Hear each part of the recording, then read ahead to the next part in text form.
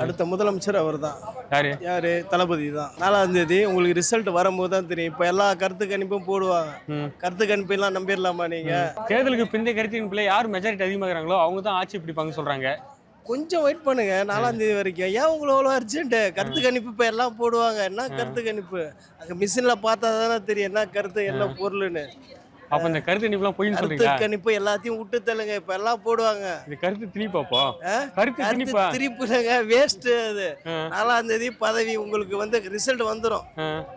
ஆமா முதலமைச்சர் யாருன்னு. அப்ப இந்த கருத்து கணிப்புலாம் பொய்ன்னு சொல்ல வரீங்களா? கருத்து கணிப்பெல்லாம் நம்பாதே. அவங்க எல்லாம் இப்ப என்ன நம்பியிருக்காங்க தெரியுமா? அடுத்து 8000 ரூபா கூப்பனுங்க நம்பிக்கிறாங்க. 8000 ரூபா கூப்பனை கொடுத்தா இப்ப கருத்து கணிப்பு ஆயிடும்பா. இல்ல இது நேஷனல் மீடியாலாம் எடுத்துறாங்க. அப்பயே டிவி கேக்கு ரொம்ப கம்மியா சொல்லிருக்காங்க. மெஜாரிட்டி அடுத்தவங்க சோத்துல ஏங்க மண்ணள்ளி போடுறீங்க? இப்போ உங்க சோத்துல நான் மண்ணள்ளி போட்டா நீங்க சும்மா இருப்பீங்களா?